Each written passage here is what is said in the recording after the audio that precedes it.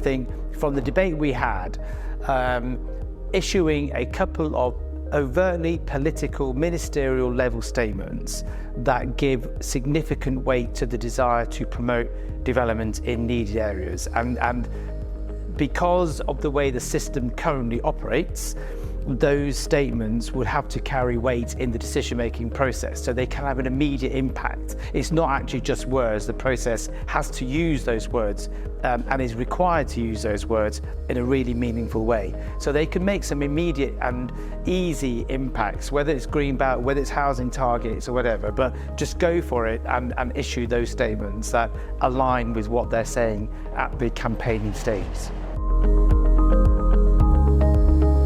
So being a representative of the construction industry, we have many projects where we sat there with funding in place, our clients with funding in place, with everything ready to go, site purchased, and unfortunately planning then holds things up, and we've had so many false dawns. So for me it would be to put some rigour around the actual dates and the process around securing planning, and give long stop dates by when they must give a decision.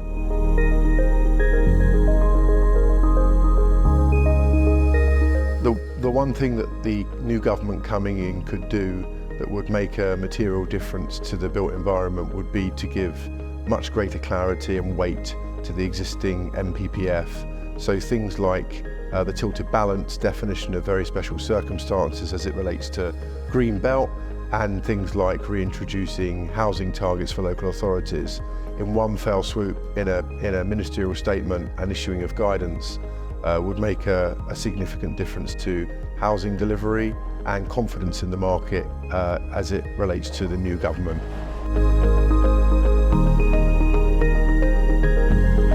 It's really important in terms of delivery for the economy and the built environment, but in particular for funding and for housing delivery, we need certainty.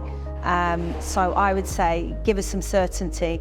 Don't keep introducing a plethora of new regulations and new levies. Let's try and deliver what we've got. There are some long-term issues that we all know that the government have to face into. And so the biggest thing would be, I think they probably need to be brave in this first 100 days and certainly the first part of the term, and be brave, do some big thinking. Particularly, there was a big discussion around green belt, but big thinking as to how we get the economy going, but importantly, how we deliver more housing, and in particular social housing. I think it would be about encouraging development and being seen as pro-development. Emphasise the delivery. We want to deliver. Don't pander to people who don't get what the value of development can bring.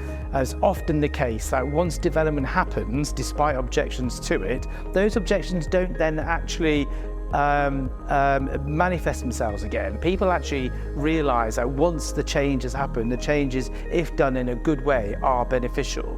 When you hear in the press that leaders of pharmaceutical industries are criticising the UK planning system and not investing in the UK as a result, that's a game changer. It's not just the interested parties, it's not just the usual voices.